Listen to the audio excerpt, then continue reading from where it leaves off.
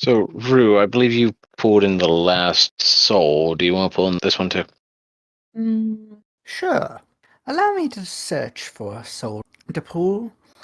Not that one. No, not that one. Maybe that one, but later. Oh, here's one who's going to... it looks like their destination is the Icewell Shallows. Shall I pull them? They're already dead, so we won't be bothering them too much. They might like a little talk before they go. Where again? I believe it's Icewell Shallows? The dead are so easily disturbed. True, but here, let me pull them in. This will take just a second. Okay, and voila! Hello? Hello? Where am I exactly? If you don't mind explaining yourselves to me.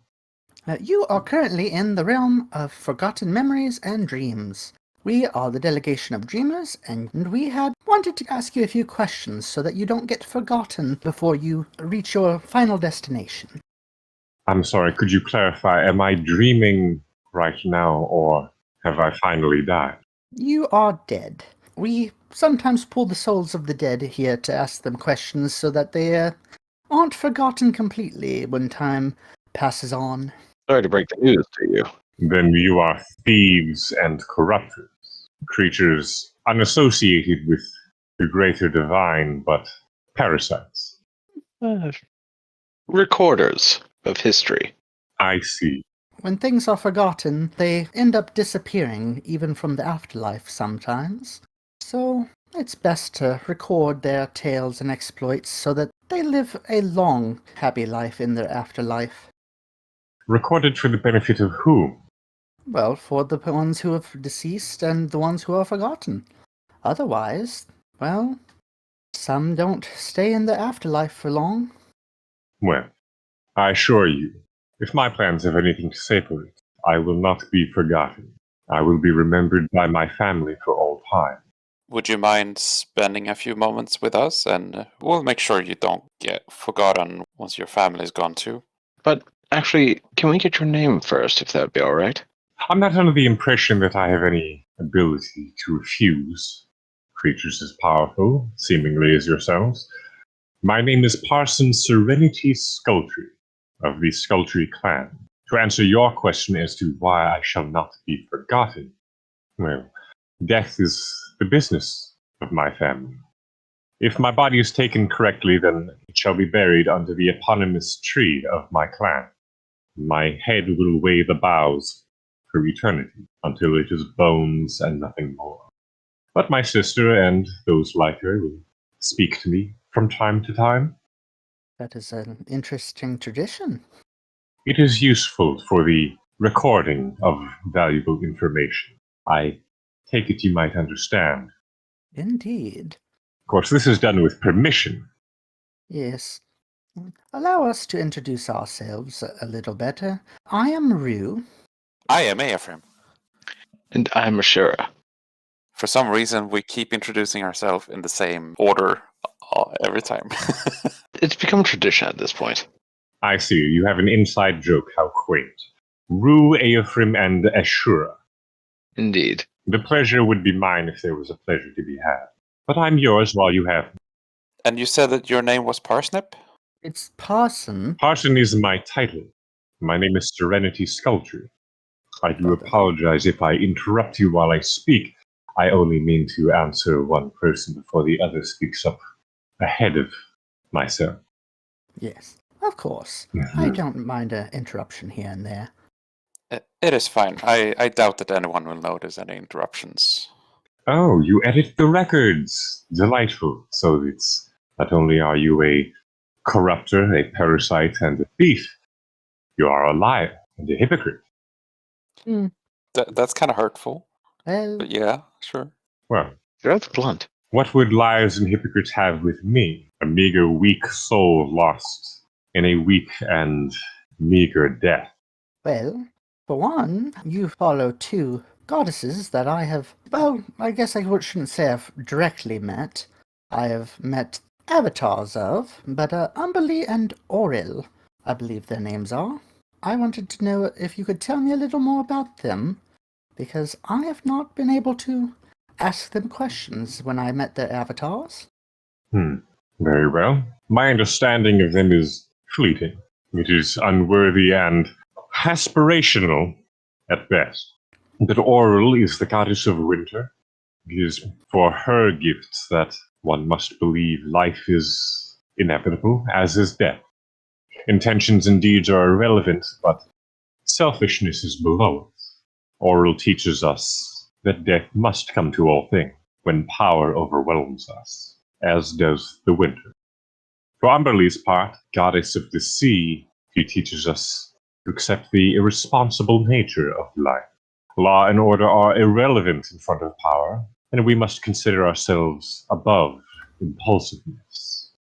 Chaos is not our domain, but the domain of Umberlee and the sea, and the world around us at large. We are nothing but things lost within. But you also said that you came to a weak and meager death. What makes you say that? For no death is truly weak nor meager. I have the very lucky position to have been able to enact, or rather choose my death for the moment of. Though the circumstances were beyond me, I was able to face it honestly and sincerely. Nonetheless, I have always been a weak creature. I was unable to fend myself off from death, though I would very much have liked to. Frankly, I'm surprised to find myself rather flattered by the acceptance I have here. I spent a lifetime fearing death. I don't fear it anymore now that it has happened. Yeah, it's like taking a bath. You fear it before you dip your toes in. I don't think most people fear baths, Ephraim, but I guess your point is understandable. I get where he's going with this one. But after something happens, is it truly worth fearing it? I don't believe it is. I must say this is rather freeing. I haven't felt so free in a long time. So, you said that your family will remember you. Do you have a lot of relatives? Yes, I have a very large and spanning family, ever from the patriarch of our family, Quiet Skultry. Though that was not his given name, he chose it and began the clan from there. I could wax for days on the nature and evocations of my family if you so choose. I would not mind, truly. Nothing I care more for than my family. I look forward to meeting mine wherever I am to head, as soon as they find the time to join. Are they of noble birth? They are noble people. So, no. How would you define noble birth? Is it the birth of a person capable of nobility or noble actions? A person born under the name of someone who has performed noble actions or who is themselves nobility? Would you define it in a more responsible way? I would say that you would at least have to be born to someone who already is a noble. And what is a noble? That is a good question. I'm not sure if we have nobles in this realm. If you have no answers, then I will answer you this. My clan does not own any land. We live in Scotland, in the marches of Fable, where no kings have touched it. No walls, nor dreams, nor wars are held there. It's a land untamed and unclaimed. There, my family can do its business in peace, and those who care for our business can find it. What business is that of your families? We are the providers of death. All services acquainted with it as well. If you desire a good death, we shall provide it. If you desire your rights, your funeral rights, your rights after life, we shall provide them. No matter your creed, race, faith, or social standing, it is not beyond our reach. Every member of my family takes a number of vocations to master their arts. You may be an urn maker, an embalmer, a kiln crafter like myself, a dirge player. You might be a jeweler or something else. There are many cultures demanding our services. We cater to every culture that demands it. So your business is sort of like a full package assassin squad. Assassination is beyond us, but if you seek a good death, perhaps to die in battle, you desire to meet with your gods in Valhalla, perhaps we can accompany you, though only those of us who are trained for it. Mostly, I, in particular, specialize in burials at sea. Some desire only to be buried by the waves. Some demand the clay beneath them, which is much harder work, I assure you. I'm a writer of dirges and a crafter of fine shrouds for the dead. But there are other vocations to follow. Every piece of death demands its respect. Death lasts forever, don't you know? Or so you claim it does not, that we might be forgotten. Yes, sometimes, nothing is permanent. Forgive me if the teachings of my family will not be broken apart so easily. Oh no, it's understandable, but out of curiosity, you said if someone wishes for a good death, but what if that is not what the fates have decided? So are you going against death and cheating death of something that it gave? I myself do not barter with fate or destiny, not beyond prophecies. We can help to fulfill a prophecy. If the fates and destiny have any control in any matter, then they are working with us. Or would you say that fate is so weak that mere mortals can betray fate? It all depends on the fate you believe in. But you said you deal in prophecies. What are some of the prophecies you've dealt with? I'm feeling rather generous with myself and my time. Do you have anything to drink? Yes, allow me to go and get you something. Do you prefer alcohol, tea, coffee? Salt water will do fine. Okay, I shall be right back. You drink salt water? Only when it might unnerve those around me to see me drink it. I mean, everyone has their taste. Yes. I suppose fear is mine.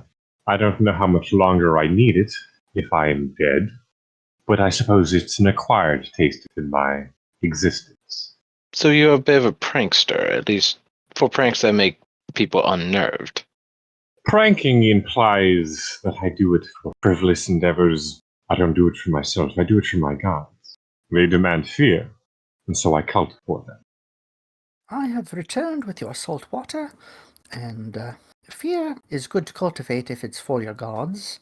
I understand needing to do things for the gods, though for me it's not necessarily the most pleasant thing.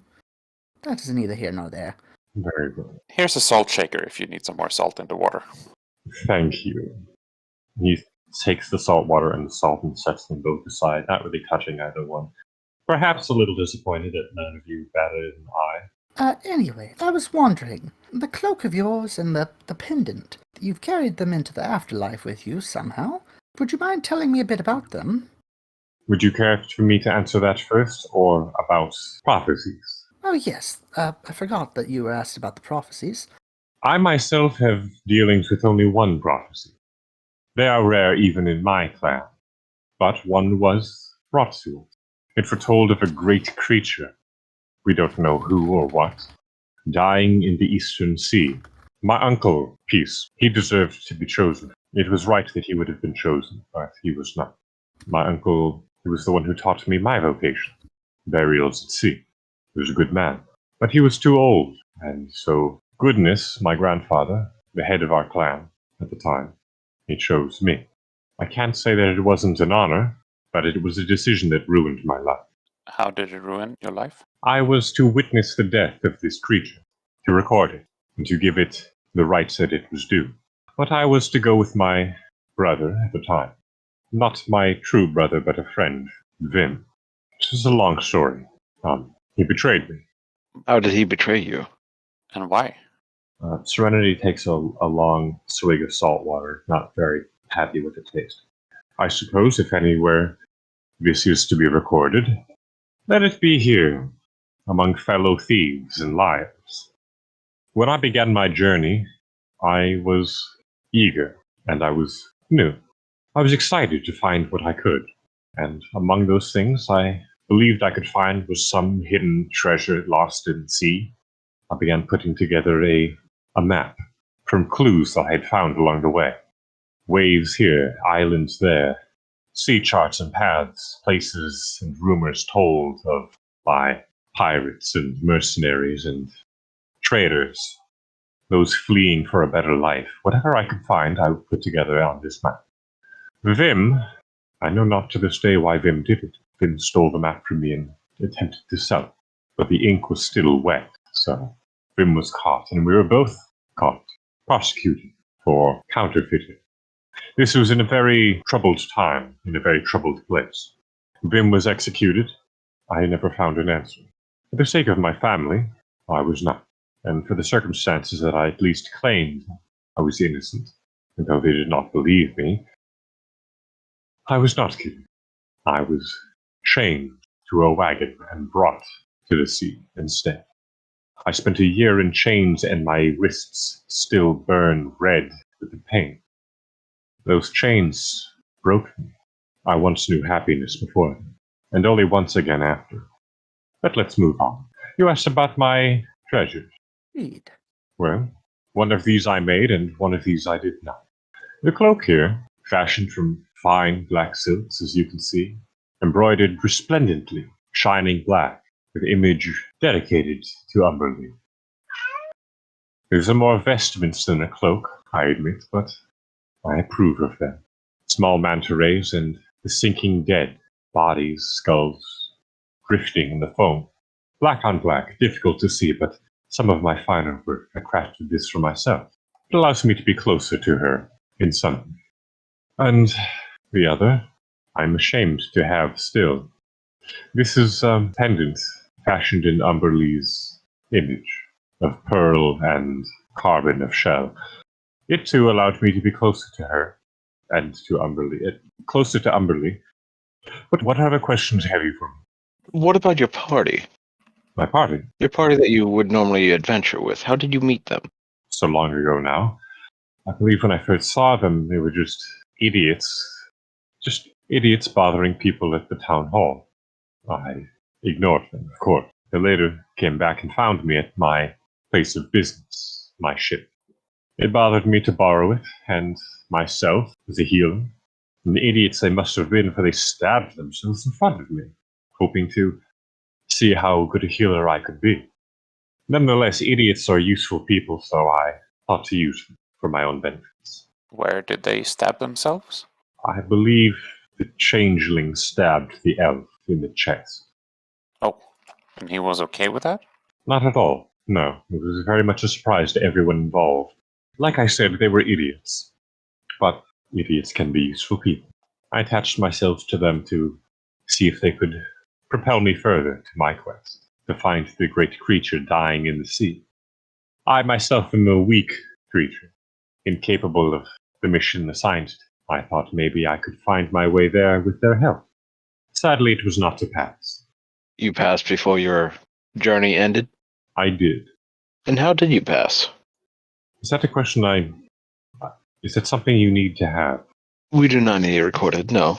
It was just a simple curiosity. No, it's all right.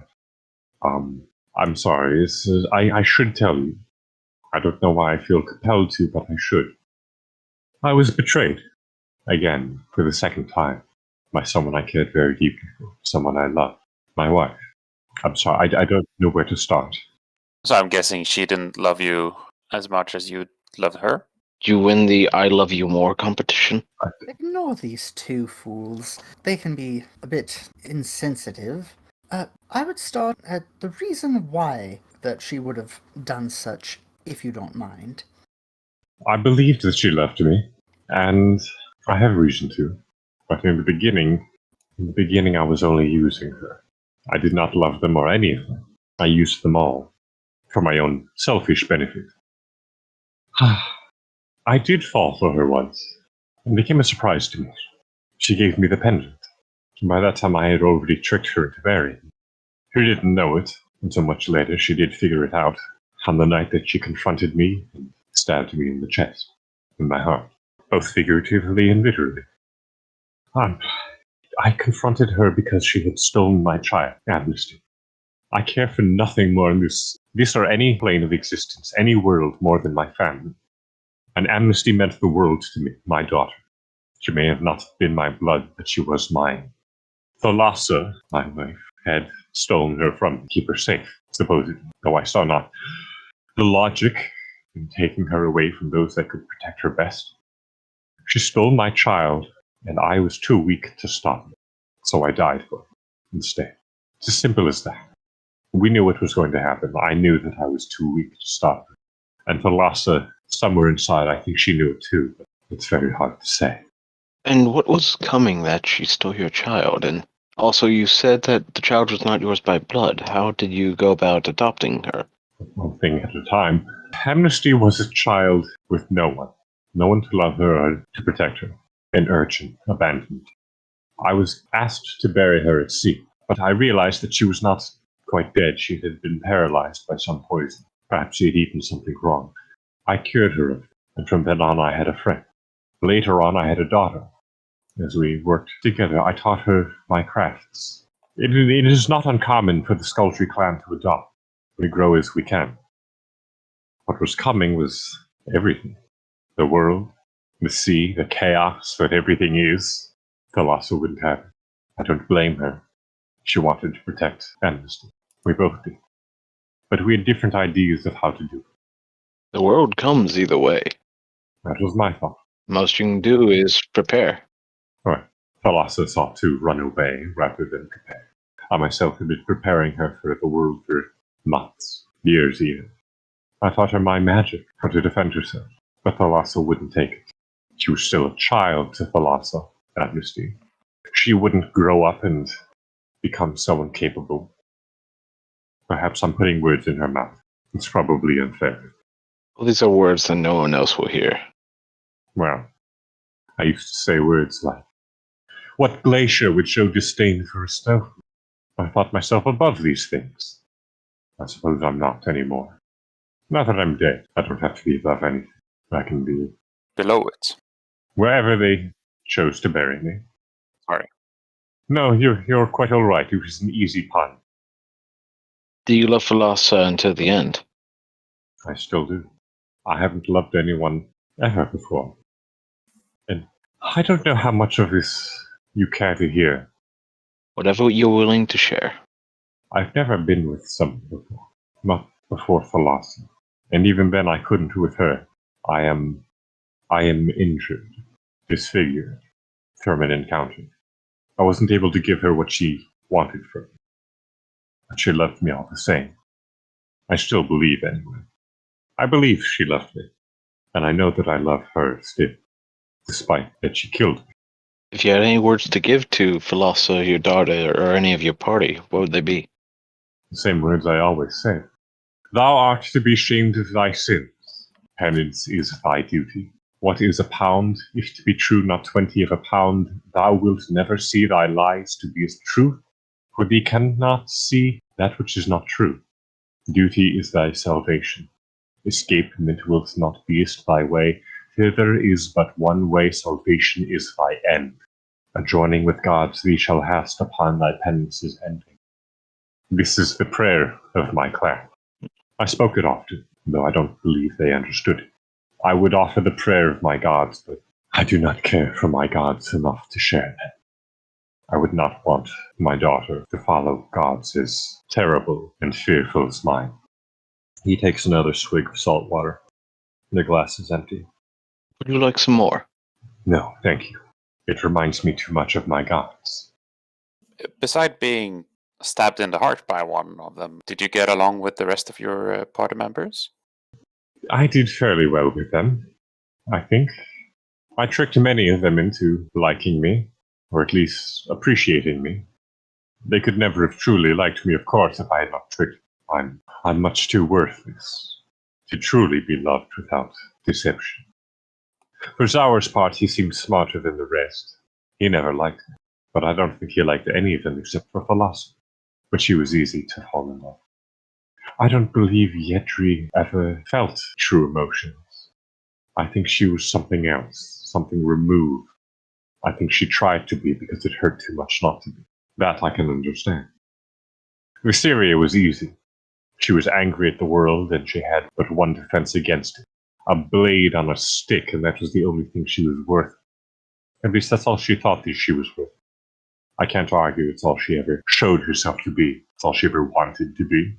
She hated herself as much as I hate myself. There was Krun, of course, the one good one among us, who ironically was of a race that few would look for goodness within. But that's not my secret to share. You can ask Krun when Krun dies.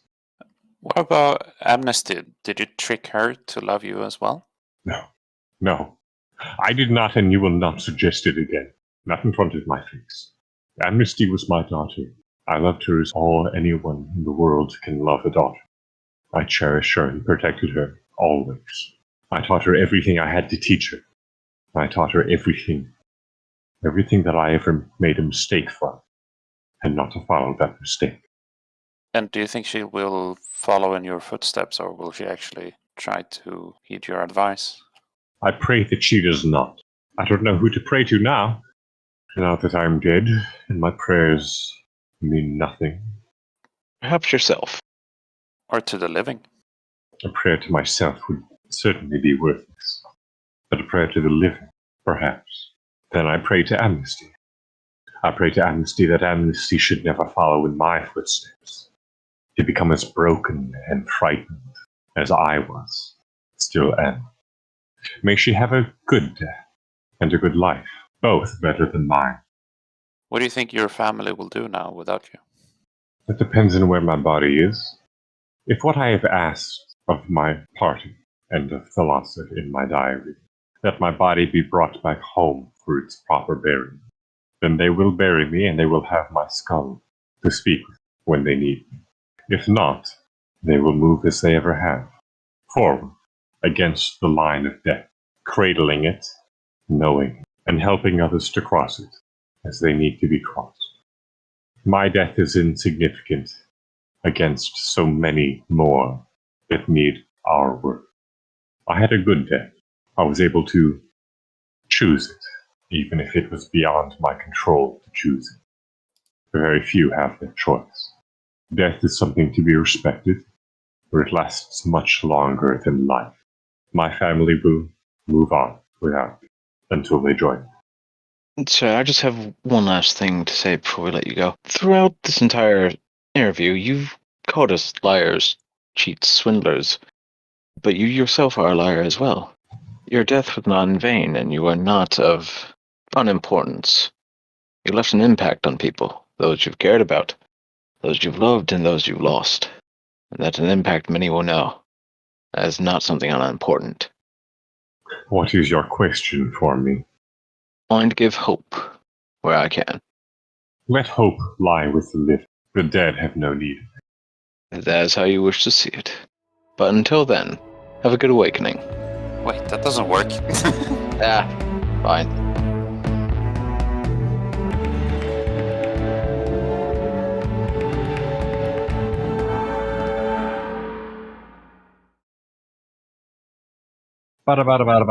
Bow.